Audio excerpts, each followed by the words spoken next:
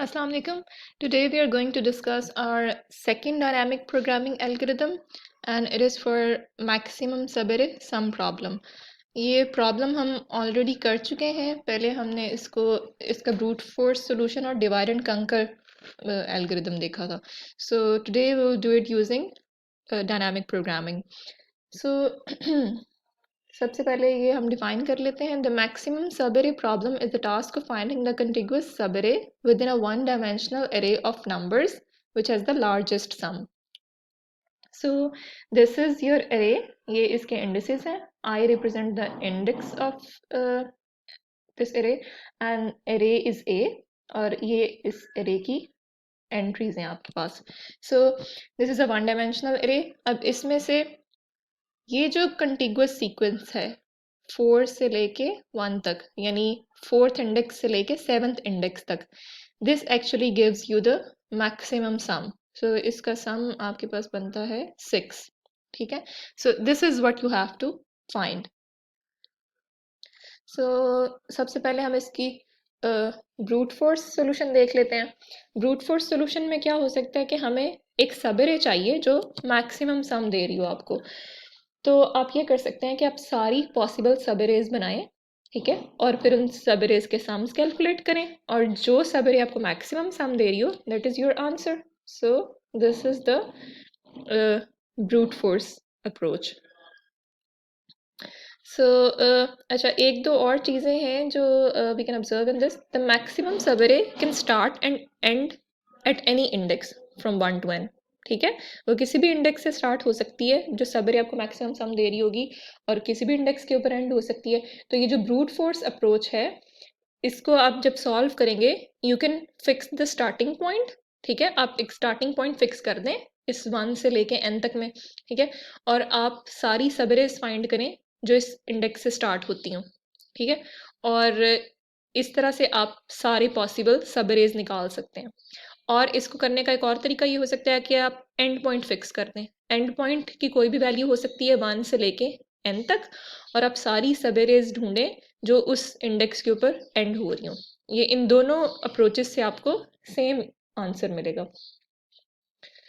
So this is the brute force algorithm. This is n cube. So you have an array A of size n.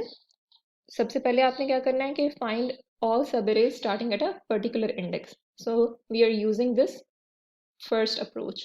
Starting point fix कर रहे हैं और सारी सब arrays निकाल रहे हैं, फिर उन सब arrays का sum calculate करते हैं और maximum sum को return कर देते हैं. सो ये जो पहली आपके पास लूप है ये आपके पास है starting point of the index. ठीक है. एंड ये फिर उसके बाद आपके पास ये जो सेकंड लूप है ये साइज ऑफ सब array के ऊपर है.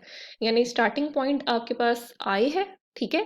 और फिर i से स्टार्ट होने वाली आपके पास कितनी arrays हो सकती हैं जो n तक जा रही हूँ.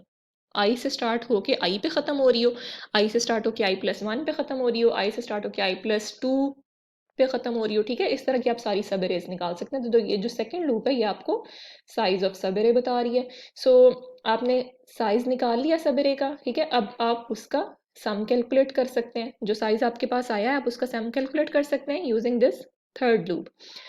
तो इससे आपको सारी पॉसिबल सब arrays starting from a certain index और उनके सम और उनका मैक्सिमम वैल्यू मिल सकती है. जो आपने ये एक मैक्स वेरिएबल पहले अपने पास रखा हुआ है जिसमें आपने शुरू में इन्फिनिटी सेव करवाया हुआ है. ठीक है. फिर जैसे जैसे आपको सम बड़ा मिलता जाता है आप इसमें वो सम रखते जाते हैं और जब ये प्रोग्राम टर्मिनेट होगा तो इसमें आपके पास मैक्सिमम सब array का सम पड़ा होगा. सो this is an n cube brute force algorithm. अच्छा, अब इसी के अंदर अगर हम थोड़ा सा इसी को मैनिपुलेट करेंगे और n क्यूब की बजाय हम इसको n स्क्वायर बनाएंगे. सो ये जो सम हम कैलकुलेट कर रहे थे तो यहाँ पे हम क्या कर रहे थे कि इस सेकंड लूप के अंदर आके हम ये सम का वेरिएबल डिफाइन कर रहे थे. ठीक है. और फिर इस थर्ड लूप के अंदर हम सम कैलकुलेट कर रहे थे. अच्छा, यहाँ पे अब हमारे पास ये वही वेरिएबल है जिसमें हमने शुरू में -∞ सेव करवाया हुआ है. ये हमारे पास लूप है जो आपको स्टार्टिंग इंडेक्स बता रही है ऑफ सब arrays. ठीक है. और आपने सम का वेरिएबल यहाँ पे डिफाइन कर दिया है. और ये जो सेकंड आपके पास लूप है, ये आपको साइज ऑफ सब एरे बता रही है, ठीक है। अच्छा, सबसे पहले सब एरे का साइज क्या होगा, आई से लेके आई तक, यानी एक वही इंडेक्स के ऊपर जो एलिमेंट पड़ा होगा, यानी इस सब एरे का साइज होगा 1, ठीक है। तो इस सम के अंदर आप ये वाली वैल्यू ऐड कर देंगे। सिर्फ आपने पहली वो जो ith इंडेक्स के ऊपर पड़ा हुआ था उसको ऐड कर दिया इसमें, फिर आप इसको मैक्स के साथ कंपेयर करेंगे। If sum is larger than max then you will update max. अब सेकंड आइट्रेशन के अंदर क्या होगा कि आपके पास सब एरे का साइज अब स्टार्ट, अभी भी वो इंडेक्स आई से स्टार्ट हो रही है, ठीक है, और अब इसका साइज बढ़ गया, साइज 2 हो गया।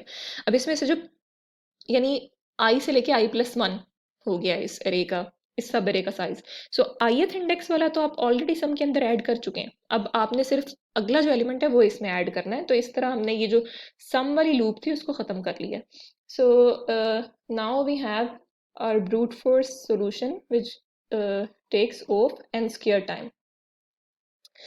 So अच्छा, तो brute force solution क्या करता है कि it finds all possible subarrays. So ये जो brute force solution था, it was for the subarray starting at a particular index, ठीक है। हमारे पास एक और अप्रोच भी थी, you can fix the ending point, ठीक है। So अब हम ये सेकंड ब्रूट फोर्स अप्रोच करने की कोशिश करेंगे। Let's find all possible subarrays by fixing the end point, यानी अब हमने देखना है कि सारी subarrays which end at a certain point, then find all subarrays ending at that index, and end index की वैल्यू 1 से n तक हो सकती है, ठीक है, किसी भी जगह पे एंड हो सकती है आपकी सबरे। सो if this is your array ai, all subarrays ending at index 1 क्या होंगी आपके पास, ये इंडेक्स 1 है, इसके ऊपर यही सबएरे एंड हो रही है बस एक ही, ठीक है। तो subarrays ending at index 1, there is only one such सबएरे।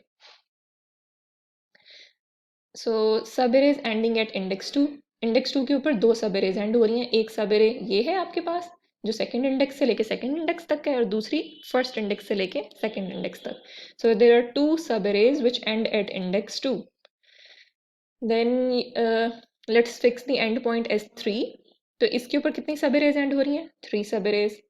Then you have this 4, और इसके ऊपर 4 सबएरेज एंड हो रही हैं, 3 से 4 से 4, 3 से 4, फिर 2 से सेकंड इंडेक्स से लेके फोर्थ इंडेक्स तक, एंड देन जो लार्जेस्ट है यहाँ पे this is from first index to fourth index.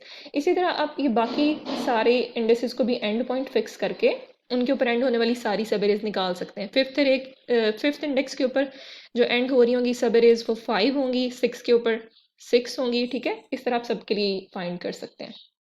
तो अब ये जो हमारा ये ब्रूट फोर्स वाला सोल्यूशन था जिसमें हमने स्टार्टिंग पॉइंट को फिक्स किया था, इसको अब हम चेंज करेंगे। अब हम इसमें स्टार्टिंग पॉइंट की बजाय एंडिंग पॉइंट को फिक्स कर रहे हैं, जो हम ऑलरेडी देख चुके हैं। सो इसी सोल्यूशन को हम थोड़ा सा मॉडिफाई करेंगे। So given an array A of size n, find all subarrays ending at a particular index. So this is the variable max जिसमें आपकी maximum value sum की maximum value save होगी। So from end is equal to 1 to n, end की कोई भी value हो सकती है, ये हमने previous slides में देखा है। end जो आपका index है जहाँ पे end हो रही है arrays वो 1 से लेके n तक उसकी कोई भी value हो सकती है। So for n is equal to 1 to n, int sum is equal to 0। अब स्टार्ट क्या हो सकता है, ये जो आपने सबरेज बनाई हैं इनके स्टार्टिंग इंडेक्सेस क्या हो सकते हैं। अब जब आपके पास ये एंडिंग इंडेक्स 4 था तो इस सबरे के स्टार्टिंग इंडेक्सेस कौन कौन से थे, एक स्टार्टिंग इंडेक्स 4 ही था, ये जो पहली सबरे है, ठीक है। दूसरा स्टार्टिंग इंडेक्स 3 था, तीसरा स्टार्टिंग इंडेक्स 2 था, फिर 1, यानी स्टार्टिंग इंडेक्सेस आपके इस एंड इंडेक्स से लेके 1 तक जा रहे हैं। सो ये जो सेकंड लूप है इससे आपका स्टार्ट इंडेक्स पता चल रहा है आपकी अरे का, and it goes from end to 1। और बाकी आपका कोड सिमिलर है, जो अपनी पुरानी अप्रोच थी वही बिल्कुल इसमें बाकी का कोड है। आप सम करते जा रहे हैं और फिर सम को आप मैक्स के साथ कंपेयर कर रहे हैं। एंड अब ये जो सोल्यूशन है this is again n square, ठीक है। सो अच्छा, ये जो सोल्यूशन था ये आपको क्या दे रहा था, सिर्फ वैल्यू ऑफ द सम, ठीक है। लेकिन आप इसको अपडेट करके एरे वो सब एरे जो आपको मैक्सिमम सम दे रही है उसका स्टार्टिंग और एंडिंग इंडिसेस भी सेव कर सकते हैं। सो इसमें आपने वो स्टार्ट और एंड इंडेक्स भी सेव करनी है, बस ये दो एक्स्ट्रा वेरिएबल्स आपने यहाँ पे डिफाइन किए हैं और आपके पास ये ब्रूट फोर्स एल्गोरिदम आ गया। सो ब्रूट फोर्स एल्गोरिदम को तो हमने डिफाइन भी कर लिया, समझ भी लिया। अब इसी ब्रूट फोर्स एल्गोरिदम को हमने कन्वर्ट करना है अपने डायनामिक प्रोग्रामिंग सोल्यूशन के अंदर।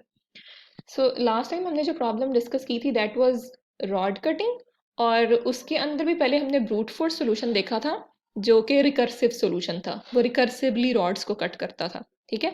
और फिर उस रिकर्सिव ब्रूट फोर्स को हमने डायनामिक प्रोग्रामिंग के अंदर कन्वर्ट किया था। अब यहाँ पे जो हमारा ब्रूट फोर्स सोल्यूशन है this is iterative, this is not recursive. अब हम इसी ब्रूट फोर्स सोल्यूशन को जो कि अब हमारे पास आइटरेटिव है इसको अपने डायनामिक प्रोग्रामिंग सोल्यूशन में कन्वर्ट करेंगे।